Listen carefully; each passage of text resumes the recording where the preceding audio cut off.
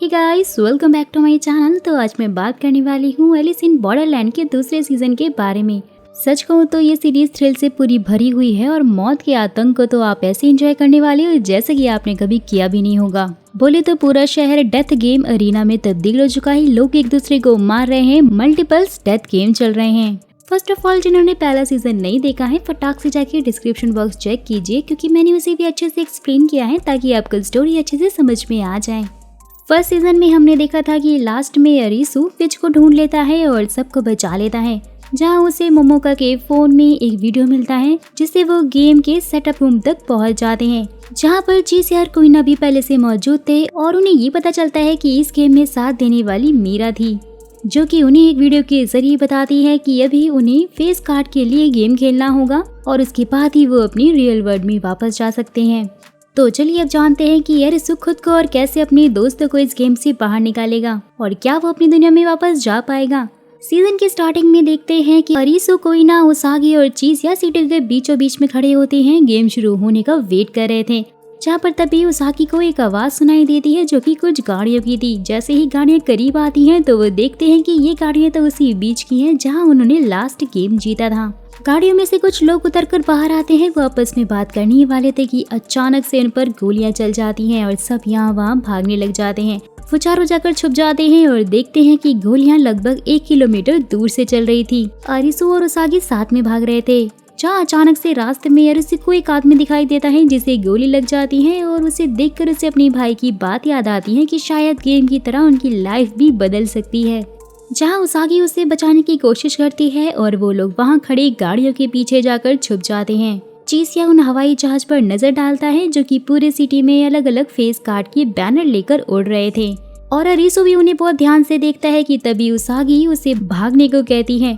वो लोग भाग ही रहे होते हैं, जहाँ पर अरीसू उस आदमी को देखता है और वहीं पर रुक गया था क्योंकि वो आदमी जिंदा था। वो दोनों फिर उसे भी अपने साथ लेकर भागते हैं, जहाँ पर तभी अरीसू को हुडी वाला आदमी दिखता है जो गोलियां चलाकर सबको मार रहा था। वो आदमी इस गेम के हुक्म का बादशाह होता है। जिस आदमी को अरीसू और उगासी बचाने की कोशिश कर रहे थे वो तो मर चुका था। जहाँ पर तभी एक गाड़ी उनके पास आकर रुकती है, जो कि कोई और नहीं बल्कि तत्ता और अन्न होते हैं। वो लोग उनको फटाफट से गाड़ी में बैठने के लिए कहते हैं। सब बैठ जाते हैं, लेकिन चीज़ वहीं पर रह जाता है और वो वहाँ से निकल जाते हैं। गाड़ी में कोइना इस गेम के रूल के बारे में पूछती है, लेकिन किसी को तो कुछ समझ ही नहीं आता। जहाँ अरीसू उन सबको उस आदमी के बारे में बताता है और कहता है कि हर गेम का एक अलग मास्टर है और हमें इन सबको हराना होगा, जिसके बाद ही शायद हम अपनी दुनिया में वापस जा सकते हैं। वो कहता है कि इतने कार्ड जीतने के बाद ही ये सारे कार्ड्स आए हैं, जिसका साफ मतलब यही है कि अब हमें इन सारे फेस कार्ड्स को भी जीतना पड़ेगा। उनकी गाड़ी का कुछ लोग पीछा कर रहे होते हैं, लेकिन तभी हुक्म का बादशाह आकर उन्हें मार डालता है और उनकी गाड़ी को लेकर उन चारों का पीछा करने लगता है। जैसी वो कार उनके नजदीक आती है तो तत्ता को लगता है कि शायद वो उसके दोस्त हैं, लेकिन वो आकर गोलियां चलाने लगता है। वो भी अपनी गाड़ी को तेजी से भगाने की कोशिश करता है, लेकिन नहीं भगा पा रहा था। जहां अन्न आकर उसे साइड करके खुद गाड़ी चलाने लग जाती है। फुल स्पीड में वो गाड़ी भगा रही होती है। हुक्म का बादशाह भी उनका तेजी से पीछा करने लग गया था और साथ साथ वो उन पर गोलियां भी चला रहा था, जिससे कि उनकी गाड़ी का बैलेंस बिगड़ जाता है और सामने वो एक गाड़ी से टकरा जाते हैं और उनकी गाड़ी पलट जाती है। वो लोग गाड़ी से बाहर निकलते हैं और भागते हैं, क्योंकि वो आदमी अभी भी उनका पीछा ही कर रहा था। जहाँ भागते हुए अन्न उन लोगों से दूर हो जाती है और वो चारों एक पुरानी बिल्डिंग में जाकर छिप जाते हैं, जहाँ से वो आदमी उनसे काफी दूर हो जाता है। वो लोग रात को वहीं रुकने का प्लान करते हैं और उसागी उनके जरूरत के सामान को ढूंढने की बात करती है, जिसके बाद कोइना और तत्ता नई गाड़ी ढूंढने के लिए निकल जाते हैं, जहाँ उन्हें बहुत सारी गाड़ियाँ दिखाई देती हैं, जिसमें से एक गाड़ी तत्ता को कुछ ज्यादा ही पसंद आ जाती है। वहीं दूसरी तरफ अरीसू और उसागी एक सुपरमार्केट में पहुंचते हैं और खाने का सामान इकट्ठा करने लग जाते हैं, जहां पर अरीसू को कुछ चीजें देखकर अपने दोस्तों के साथ बिताई सारी बातें याद आने लग जाती हैं। कुछ देर के लिए वो लोग अपने गेम को ही भूल जाते हैं और उसागी अरीसू के लिए एक सेल्स गर्ल बन जाती है और उसे सम्मान देने लगती है। साथ ही वो उसे बताती है कि वो हमेशा से एक सुपरमार्केट में काम करना चाहती थी। और अरीसू भी एक टेबल पर बैठता है और कहता है कि मैं भी अपनी दुनिया में वापस लौटना चाहता हूँ और हमेशा के जैसे ही नूडल खाते हुए अपने दोस्तों के साथ बुक पढ़ना चाहता हूँ। लेकिन वापस जाने की बात सुनते ही उसागी थोड़ी उदास हो जाती है और वो अपने डैड के बारे में कई बातें याद करने लग जाती है जिन्हें वो भूलना चाहती थी। साथ ही वो अरीसू से ये भी कहती है कि उसकी पिछली जिंदगी बिल्कुल भी अच्छी नहीं थी और इसलिए वो वापस नहीं जाना चाहती। वो बहुत ज्यादा इमोशनल हो रही थी और इसलिए अरीसू फिर उसे अपने गले लगाते हुए कहता है कि मैं समझ सकता हूँ कि तुम कैसा फील कर रही हो। साथ ही वो कहता है कि मैं तुम्हें हर हाल में तुम्हारी जान बचाऊंगा, भले ही मुझे कुछ क्यों ना हो जाए। लेकिन उसागी का मन फिर भी नहीं बदलता और वो कहती है कि वो वापस नहीं जाना चाहती। जिसके बाद वो वहाँ से जा रहे होते हैं, जहाँ रास्ते में उन्हें तत्ता और कोइना नई गाड़ी के साथ मिल जाते हैं और अपने साथ उन्हें ले जाते हैं।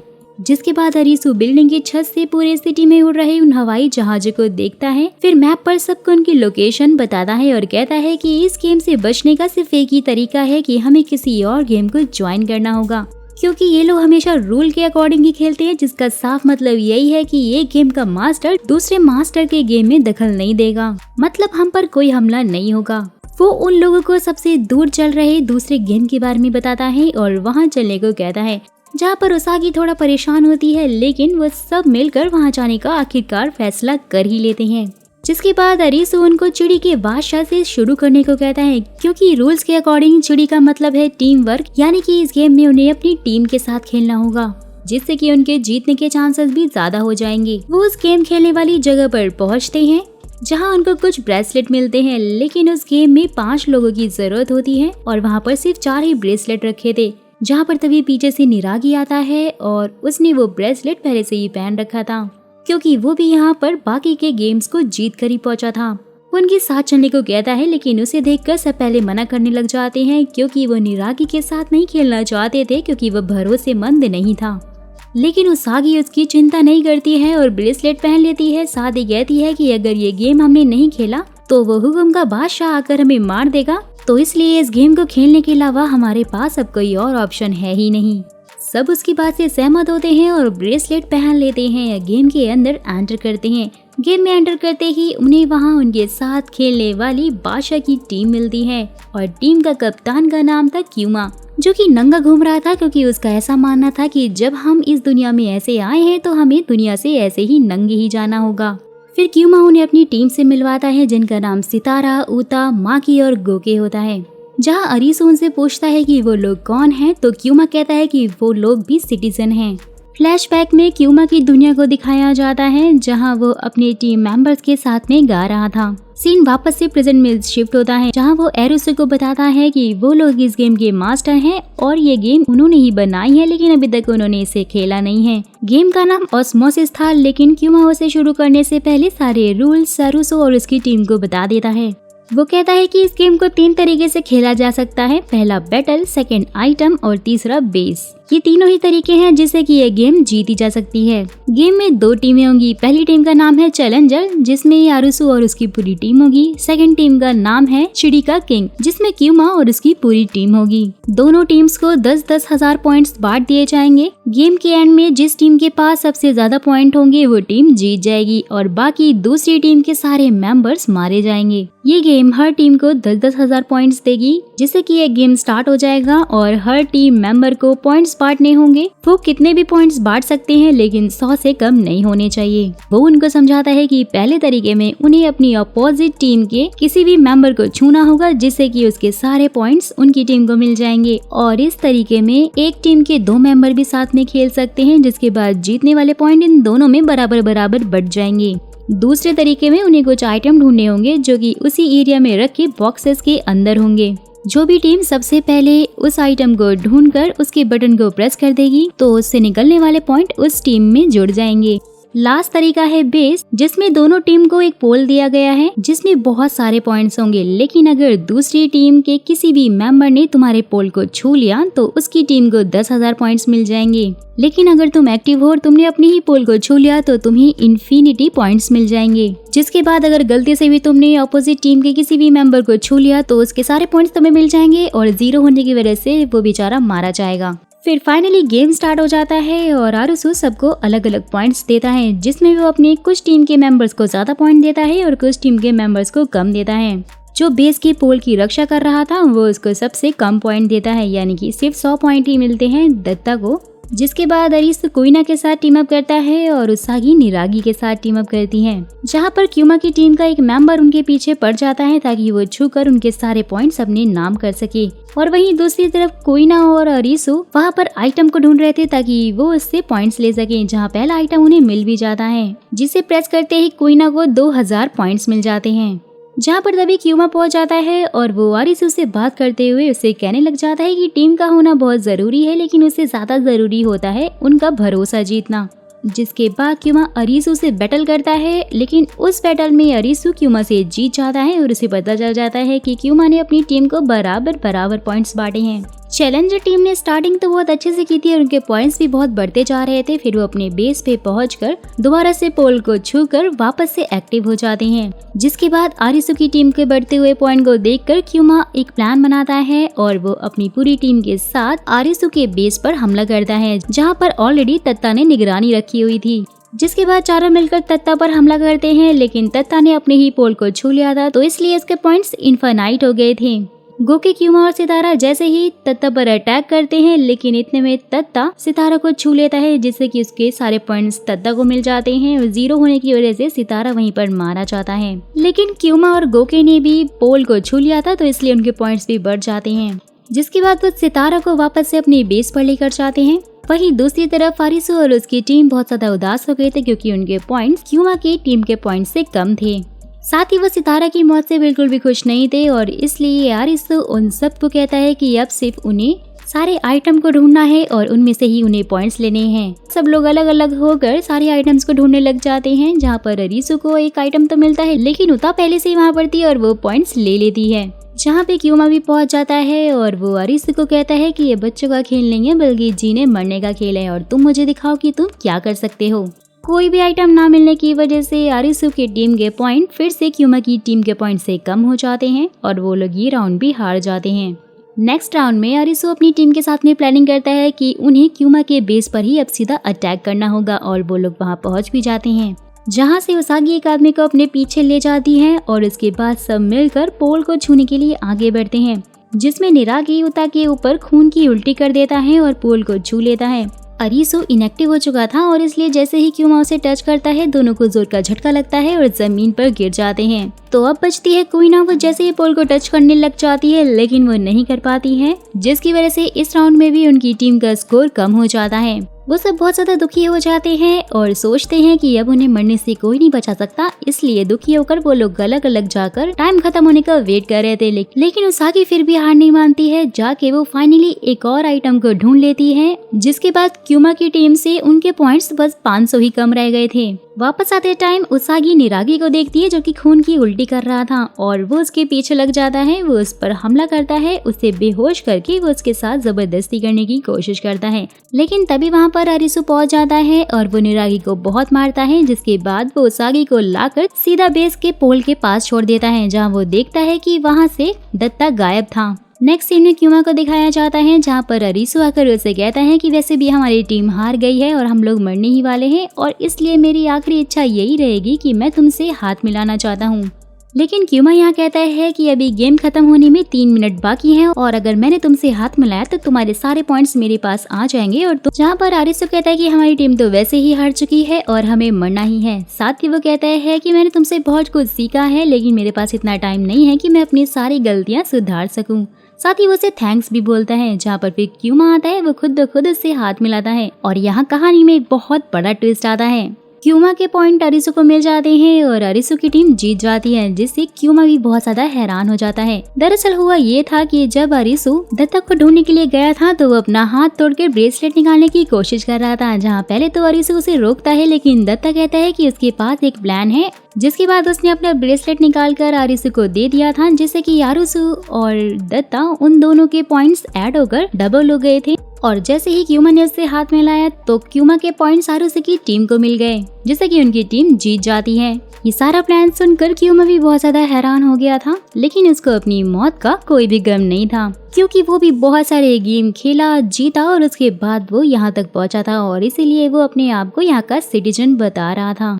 लेकिन आरुसु नहीं चाहता था कि क्यूमा मरे, क्योंकि वो उसका काफी अच्छा दोस्त भी बन चुका था। लेकिन रूल्स तो रूल्स हैं और उन्हें कोई भी नहीं तोड़ सकता, इसलिए एक लेजर लाइट आती है और वहाँ पे क्यूमा और उसकी पूरी टीम मारी जाती है।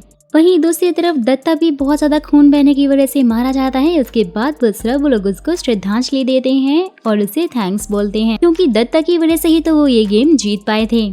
सीन शिफ्ट होता है और सिटी के दूसरी तरफ दिखाया जाता है, जहाँ पर भी गेम चालू था और कुछ लोग इस गेम को खेल रहे थे जिसका नाम था प्रिजन जेल, जिसमें सबको नेक बैंड दिए जाते हैं। उसे पहनने के बाद उनके पीछे उन्हें निशान दिखते हैं, जिसमें 4 निशान थे, चिड़ी, हुकुम, ईंट और दिल। लेकिन वो खुद से इसको नहीं देख सकते थे, इसके लिए उन्हें दूसरों की हेल्प चाहिए होती है।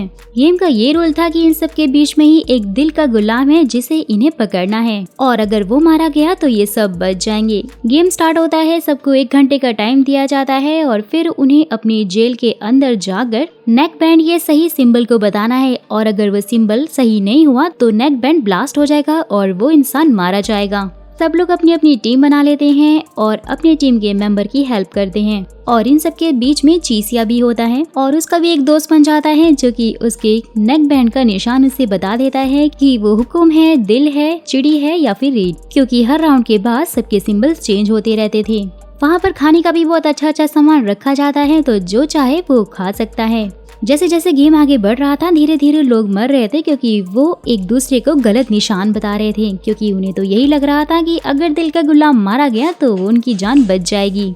गेम में टोटल 20 लोग थे, धीरे धीरे करके सब मर गए थे और बस 6 लोग ही बचे थे, और ये वही लोग थे जिनको एक दूसरे पे पूरा ट्रस्ट था। लेकिन फिर भी चीसे का दोस्त मारा जाता है, क्योंकि वो हार मान चुका था। वो कहता है कि मैं अब और नहीं खेल सकता हूँ, और इसलिए वो अपना कोई सिंबल ही नहीं बताता और वो ब्लास्ट हो जाता है। जिसके मरने पर चीसे को थोड़ा दुख होता है। वो कहता है कि तुम बहुत अच्छे इंसान थे, यानी कि चीसे अब अकेला हो चुका है, उसका कोई पार्टनर नहीं है और यहाँ पर वो किसी को ट्रस्ट भी नहीं कर सकता है, और उसे मरने का भी डर था, तो इसलिए वो बाकी सबसे हेल्प मांग रहा था। जब वो कैंटीन में बैठा हुआ होता है तो एक लड़का वहाँ आता है, जिससे वो कहता है कि मैंने तुम्हारे पार्टनर की न्यूज़ पढ़ी है, उसका नाम बेन है और वो एक सीरियल किलर है जिसने की 4 लड़कियों को मारा है, और जहाँ तक मुझे लगता है कि वही दिल का गुलाम है, तो इसलिए हमें आपस में मिल जाना चाहिए। तो मैं तुम्हें तुम्हारे सूट का कार्ड बता देता हूँ और तुम मुझे मेरे नेक बैंड का कार्ड बता देना।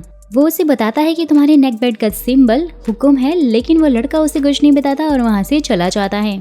वहीं वो कपल दिखाया जाता है जो अपनी गर्लफ्रेंड से कह रहा था कि बेन नाम का लड़का बहुत ही खतरनाक है और यही है जिसने कि लोगों को आपस में मारने के लिए बहुत प्लानिंग प्लॉटिंग की थी, और इसी ने ये सब कुछ स्टार्ट किया है, तो हमें इससे बच के रहना चाहिए।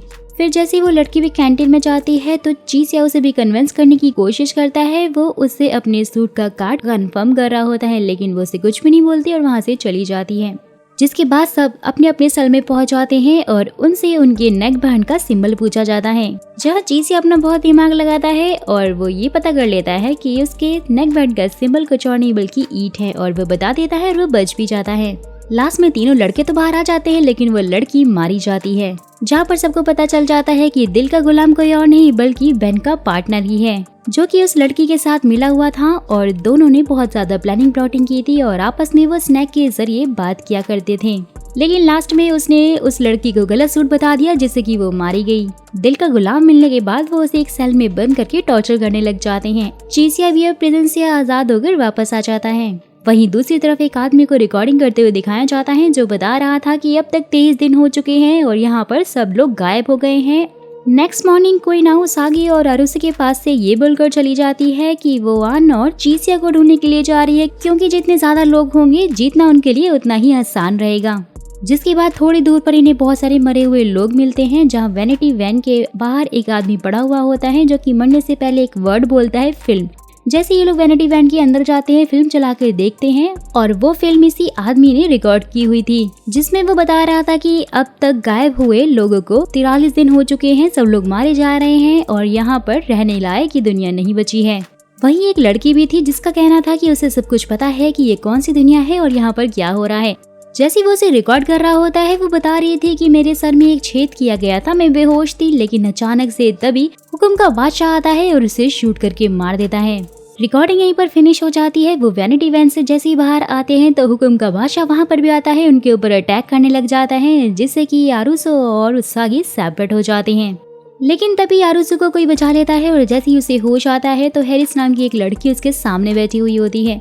जो कि बताती है कि तुम्हें किसी और ने नहीं बल्कि अगूनी ने बचाया है। और यहाँ पर हमें ये पता चलता है कि अगूनी अभी भी जिंदा है, जो कहता है कि ये लोग हुक्म के बादशाह को यहाँ लाकर मारने की तैयारी कर रहे हैं, जिसमें हैरिस भी उसका साथ दे रही है। और फिर फ्लैशबैक में हमें हैरिस की स्टोरी दिखाई जाती है।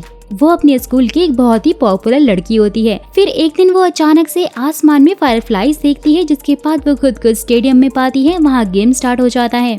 सबके ऊपर खौलता हुआ पानी गिरने लग गया था और उन सबको अपनी जान बचानी थी, जहाँ सारे मारे जाते हैं। लेकिन हैरिस बच जाती है, बट उसके पैर में एक सरिया घुस जाता है, जिसके बाद जैसे तैसे करके बच के वो एक हॉस्पिटल में जाती है। कोई भी वहाँ नहीं था, लेकिन एक डॉक्टर था जो कहता है कि तुम्हारा पैर काटना पड़ेगा वरना तुम मर जाओगी। लेकिन उसके लिए भी वो उसे इंटीमेट होने को कहता है, जिसके बाद हैरिस मान जाती है, क्योंकि वो हर हाल में जीना चाहती थी और ये सारी कहानी वो आरुसु को बता रही थी। वहीं दूसरी तरफ हम उसागी को देखते हैं, जो कि जंगलों से भागकर फाइनली एक घर में पहुंच जाती है। खाने का सामान ढूंढती, लेकिन कुछ भी नहीं था वहाँ पे। लेकिन तभी उसे एक छोटा बच्चा और एक लड़की दिखती है, और वो बच्चा अकेला था। उसके पेरेंट्स मारे जा चुके थे और आज उसका वीजा भी एक्सपायर होने वाला था। वहीं आगुनी की टीम हुक्म की बादशाह को पकड़ने के लिए पूरी तरह से तैयार हो गई थी, लेकिन उसके लिए उन्होंने आरुसु को चारा बना कर रखा था। जैसे हुक्म का बादशाह वहाँ पर आता है और वो बस आरुसु को पॉइंट आउट करके मारने वाला होता है, लेकिन तभी आगुनी आकर वहाँ पर उसे बचा लेता है। लेकिन तब भी हुक्म का बादशाह बच जाता है, क्योंकि उसने बुलेट प्रूफ जैकेट जो पहनी हुई थी।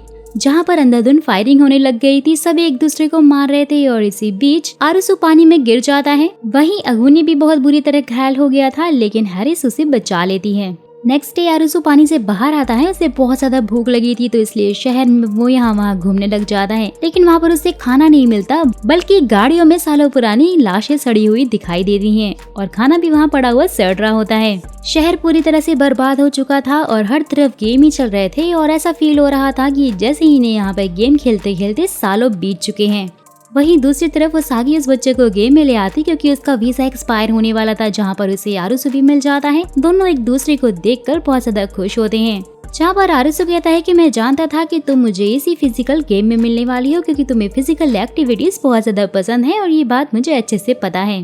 गेम स्टार्ट होता है। गेम का नाम था चेकमेट, जिसमें 2 टीम थी, और एक थी बेगम की टीम जिसमें 4 लोग थे, और दूसरी थी चैलेंजर की टीम जिसमें उसागी, आरिसु और बाकी के 16 लोग थे। चैलेंजर टीम का बादशाह छोटे बच्चे को बनाया जाता है, जो कि गेम नहीं खेलेगा, और बाकी के दोनों टीम के लोग गेम खेलेंगे। बेगम की टीम का रंग लाल था और चैलेंजर टीम का रंग नीला था। जिस भी टीम में सबसे ज्यादा मेंबर होंगे वो टीम जीत जाएगी, जिसके लिए उन्हें एक दूसरे की पीठ पर लगे बटन को दबाकर ज्यादा से ज्यादा मेंबर्स को अपनी साइड में लेकर आना है। गेम के टोटल 16 राउंड होने वाले हैं। गेम स्टार्ट होती है और स्टार्टिंग में बेगम बहुत ही अच्छे से खेल रही होती है। वो एकदम फुर्ती के साथ में सारे मेंबर्स को अपनी टीम में कर रही थी। बेगम की टीम के मेंबर चैलेंजर टीम के बचे हुए मेंबर से कहते हैं कि अगर तुम जिंदा रहना चाहते हो तो बेगम की टीम में आ जाओ, वरना मारे जाओगे, क्योंकि हमने भी ऐसे ही किया था और इसलिए हम आज जिंदा हैं। और वहीं आरिसु और उसागी भी पूरी कोशिश कर रहे थे उन्हें अपनी टीम में लाने के लिए, लेकिन वो लोग तो बेगम की टीम में ही जा रहे थे। तो अब चैलेंजर की टीम में बस 3 लोग ही बचे थे, आरिसु, उसागी और वो छोटा बच्चा। बाकी सारे लोग बेगम की टीम में पहुंच चुके थे, जहां बेगम कहती है कि अब उसे वो लड़का यानी कि आरिसु चाहिए, क्योंकि वो उसके टाइप का है, क्योंकि बेगम को शायद वो कुछ ज्यादा ही पसंद आ गया था। सब लोग आरिसु को पकड़ने के लिए भागते हैं, लेकिन उसागी उन सबके बीच में आकर आरिसु को बचा लेती है, जिसमें उसकी बेगम के साथ में खतरनाक फाइट भी होती है। लेकिन फिर भी उसागी हार नहीं मानती है, जिसके बाद वो सबको मोटिवेट करते हुए कहती है कि अगर हम ये गेम जीत गए तो हम शायद अपनी दुनिया में वापस जा सकते हैं। तो इसलिए अगर तुम भी चाहते हो कि तुम भी अपनी दुनिया में वापस जाओ तो तुम्हें हमारा साथ देना पड़ेगा, क्योंकि तुम्हारे बिना हम ये गेम नहीं जीत सकते। जिसके बाद 15वें राउंड में फाइनली कुछ लोग उसागी की बात मान लेते हैं और वो बाकी के अपने मेंबर्स का बटन दबाकर फिर उनको अपनी टीम यानी चैलेंजर टीम में ले आते हैं, जिससे कि चैलेंजर टीम के मेंबर्स बढ़ जाते हैं और बेगम टीम में सिर्फ बेगम ही रह जाती है और वो हार जाती है। लास्ट में आरिसु बेगम से पूछता है कि क्या सारे गेम जीतने के बाद वो अपनी दुनिया में वापस जा सकते हैं, लेकिन बेगम कहती है कि जब तुम सारे गेम जीत जाओगे तो तुम्हें सच का पता खुद ब खुद चल जाएगा। जिसके बाद एक लेजर लाइट उसके ऊपर गिरती है और बेगम वहीं पर मारी जाती है। वहां से निकलने के बाद उसागी और आरिसु एक जगह पर जाते हैं जहां एक बिल्डिंग गिरी हुई थी, लेकिन काफी गर्म पानी आ रहा था, जो कि उन्होंने बहुत दिनों बाद देखा था, इसलिए काफी खुश हो गए थे। वो लोग काफी दिनों से नहाए नहीं थे, तो इसलिए वो नहाने के लिए उस पानी में उतर जाते हैं, जहाँ काफी बड़े बड़े हाथियों को देखकर वो बहुत ज्यादा खुश हो रहे थे, क्योंकि उन्होंने पहली बार इतने बड़े हाथियों को शहर में जो देखा था। धीरे धीरे माहौल थोड़ा रोमांटिक होने लग जाता है और दोनों के बीच में किस हो जाती है। वहीं दूसरी तरफ चीसिया को दिखाया जाता है जो एक गेम में एंटर करता है जो कि ईट के बादशाह का था। गेम में टोटल 5 लोग थे और बादशाह भी उनके साथ में खेल रहा था। सभी को 0 से लेकर 100 तक के बीच में एक नंबर चूज करना है। सारे नंबर को ऐड करने के बाद जो भी एवरेज निकलेगा उसे 0.8 से मल्टीप्लाई किया जाएगा। जो भी रिजल्ट आएगा उसको बाकी सारे प्लेयर्स के नंबर के साथ में मैच किया जाएगा और जिसका भी नंबर रिजल्ट के आसपास भी रहा तो वो जीत जाएगा और बाकी सारे हार जाएंगे और उनका 1 पॉइंट माइनस हो जाएगा। गेम के टोटल 10 राउंड होंगे और जिसका भी -10 हुआ तो उसे सल्फ्यूरिक एसिड डालकर मार दिया जाएगा। गेम के फर्स्ट राउंड में ईट का बादशाह जीत जाता है और बाकी सारे लोग अपने कैलकुलेशन लगाने लग जाते हैं कि वो लोग गेम को कैसे जीत सकते हैं, जिसमें 2 लोगों के पॉइंट -10 पहुंच जाते हैं और बेचारों को बहुत ही बेरहमी से सल्फ्यूरिक एसिड गिराकर मार दिया जाता है। लास्ट में बचता है चीसिया, एक लड़की और ईट का बादशाह, जिसमें वो लेडी गलत नंबर चूज कर लेती है लेकिन उसका सही नंबर चीसिया ने चूज कर लिया था तो इसलिए वो जीत जाता है और वो लड़की मारी जाती है। लास्ट में बचते हैं चीसिया और वो ईट का बादशाह। बादशाह को अपनी पुरानी लाइफ में किए हुए सारे बुरे कर्म याद आने लग जाते हैं धीरे धीरे, जिसका उसे काफी ज्यादा गिल्ट होने लग जाता है और इसलिए वो चीसिया को जिता देता है और खुद मारा जाता है। गेम का विनर चीसिया बन गया था और इसलिए वो वहाँ से सही सलामत बाहर आ जाता है। वहीं दूसरी तरफ हम आन और क्वीनी को देखते हैं जो कि एक गेम के दौरान मिलते हैं। दोनों साथ में मिलकर बहुत खुश हो जाते हैं और साथ में उस गेम को खेलते हैं और दोनों जीत भी जाते हैं और वहाँ से सही सलामत वो भी निकल जाते हैं। लास्ट में हुकुम के बादशाह और हुकुम की बेगम, बस यही 2 गेम बचते हैं जहाँ पर स्टार्टिंग से लेकर अब तक बचे हुए सारे खिलाड़ियों का फिर से आमना सामना हो जाता है, जहाँ पर निरागी, चीसिया, उसागी और आरिसु मिलते हैं। निरागी के पास ज्यादा वक्त नहीं था, वो मरने ही वाला था तो इसलिए वो बोलता है कि वो मरने से पहले सबको मारना चाहता है और जैसे ही वो उसागी पर गोली चलाता है तो चीसिया बीच में आ जाता है जिससे कि उसागी बच जाती है और चीसिया को गोली लग जाती है और आरिसु भी निरागी को गोली मार देता है। लेकिन तभी वहाँ पर हुकुम का बादशाह आ जाता है और वो फायरिंग करना स्टार्ट कर देता है। तभी आन और क्वीनी भी अपनी टीम को वापस मिल जाते हैं। हुकुम का बादशाह अपना फेस मास्क हटाता है और वो सब पर फायरिंग कर रहा होता है। सब यहाँ वहाँ भाग रहे होते हैं और उससे बच रहे होते हैं। जिसके बाद अगुनी और हैरिस भी वहाँ पर पहुँच जाते हैं। वो सब लोग आपस में मिलते हैं और हुकुम के बादशाह को मारने की प्लानिंग करने लग जाते हैं, जहाँ पर क्वीनी उन्हें फिर चीसिया का बनाया हुआ एक बॉम्ब देती है जो कि बहुत ज्यादा छोटा था, जिससे ज्यादा बड़ा धमाका तो नहीं हो सकता था। तो इसलिए वो लोग अपने प्लानिंग के अकॉर्डिंग हुकुम के बादशाह को गुमराह करने की कोशिश करते हैं और उसे अपने पीछे लेकर जाते हैं। और वहीं दूसरी तरफ आरिसु बॉम्ब को लेकर वो गैस स्टोर में जाता है। वहाँ पे बहुत सारी गैस को इकट्ठा करने लग जाता है ताकि जब अगुनी और बाकी की टीम हुकुम के बादशाह को वहाँ पर लेकर आए तो वो बहुत बड़ा ब्लास्ट करके उसे वहीं पर मार दें। सब लोग हुकुम के बादशाह को गुमराह करके उसे गैस स्टोर के पास लेकर जा रहे होते हैं, जहां उनमें बहुत घमासान फाइट हो जाती है और अगुनी को बचाते हुए गोलियां हैरिस के आर पार चली जाती हैं, जिससे कि अगुनी को बहुत ज्यादा गुस्सा आता है और वो हुकुम के बादशाह को बहुत मारता है। लेकिन तभी बीच में आन भी घायल हो जाती है, उसे भी काफी ज्यादा गोलियां लग गई थी। हुकुम का बादशाह उसागी को मारने वाला था कि तभी क्वीनी आकर उसे अपने जूडो कराटे वाले पंच से बहुत मारती है, लेकिन वो चाकू से उसे भी घायल कर देता है।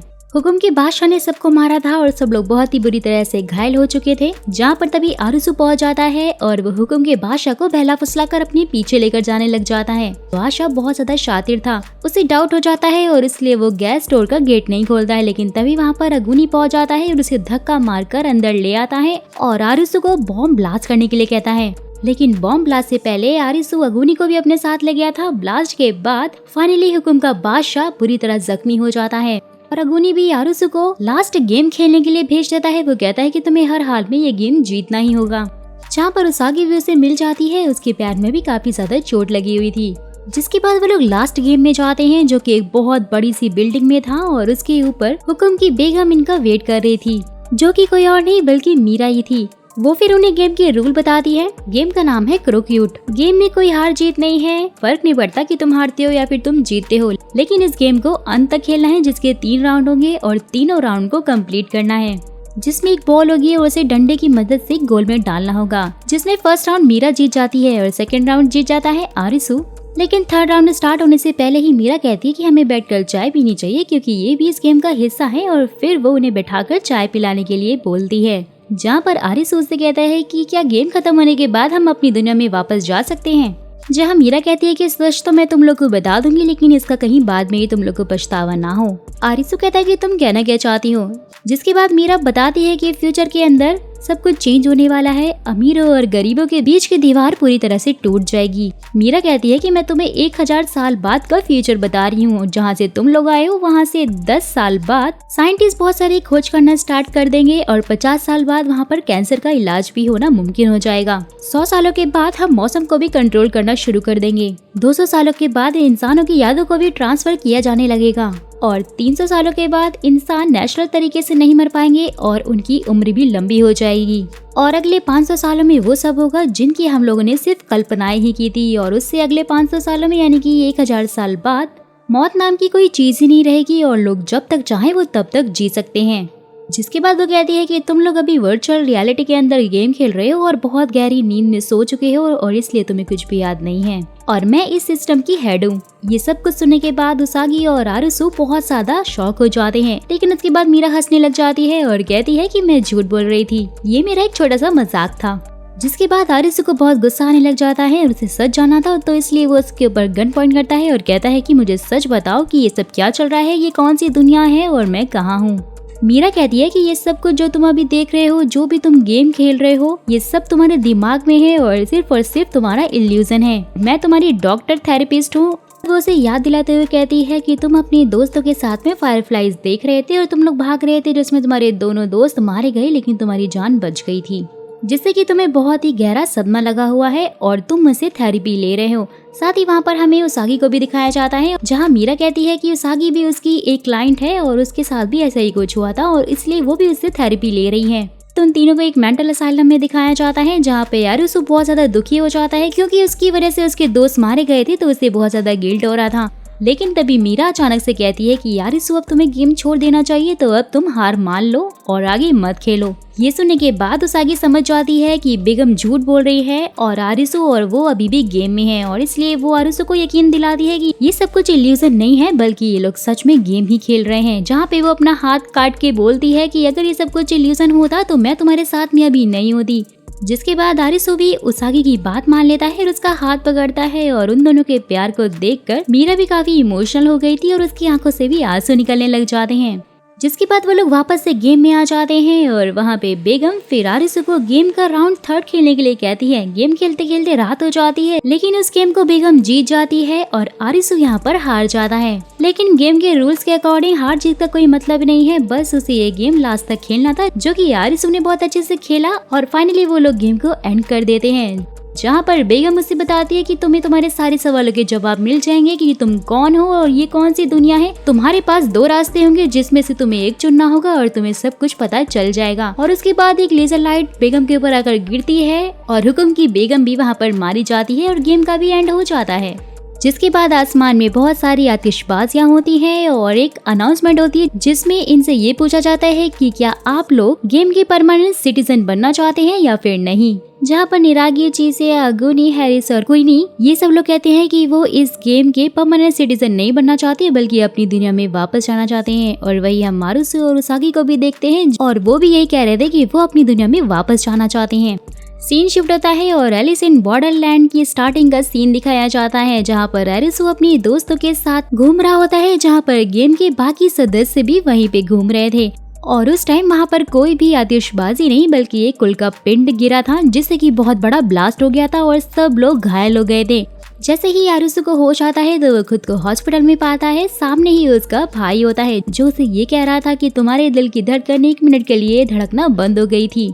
वही हमें गेम के बाकी प्लेयर्स यानी कि निरागी, चीसिया, हैरिस और अगुनी को भी दिखाया जाता है और हमें डॉक्टर से ये पता चलता है कि उनकी भी धड़कना कुछ टाइम के लिए बंद हो गई थी, जिसका साफ मतलब यही है कि उस 1 मिनट के अंदर ये लोग इस गेम में थे, जो कि कुछ और नहीं बल्कि जिंदगी और मौत के बीच की जगह है। और दोस्तों, मेरी थ्योरी के अकॉर्डिंग ये लोग उस जिंदगी और मौत के बीच की जगह में ये सारे गेम खेल रहे थे और वहाँ से ये लोग लड़ रहे थे ताकि ये अपनी दुनिया में वापस आ सकें।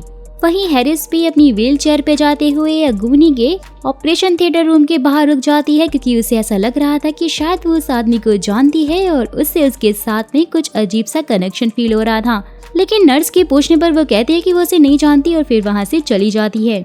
लास्ट सीन में फिर अरुसु उसागी से मिलता है और उससे कहता है कि मुझे ऐसा लगता है कि हम पहले कहीं मिल चुके हैं, लेकिन उसागी उससे कहती है कि मुझे ऐसा नहीं लगता क्योंकि मैंने तुम्हें पहले कहीं भी नहीं देखा। जब अरुसु जा रहा होता है तो उसागी उसे रोकते हुए कहती है कि हाँ मुझे लगता है कि शायद हम पहले मिल चुके हैं, और उसके बाद वो दोनों वॉक करते हुए ग्राउंड की तरफ चले जाते हैं। और फिर वहीं डेस्क पर रखा हुआ हमें जोकर का भी कार्ड दिखाया जाता है, जिससे ये भी कंफर्म हो जाता है कि इसका 3rd सीजन भी जरूर आएगा। तो उसकी क्या स्टोरी होगी ये तो हमें नहीं पता, लेकिन आई एम 100% श्योर कि मेरी तरह आप भी 3rd सीजन का वेट जरूर करेंगे। तो अगर आपको 3rd सीजन चाहिए तो मुझे कमेंट बॉक्स में कमेंट करके जरूर बताइएगा, और साथ ही अगर आपको मेरी थ्योरी सही लगती है या फिर आपकी कोई और थ्योरी है तो वो भी आप मुझे कमेंट बॉक्स में बता सकते हैं। जिसका सोचने का तरीका थोड़ा डिफरेंट हुआ और उसकी थ्योरी सही लगती है मुझे, तो मैं आपको शाउट आउट जरूर दूंगी अपनी नेक्स्ट वीडियो में, तो इसलिए कमेंट करना बिल्कुल मत भूलना।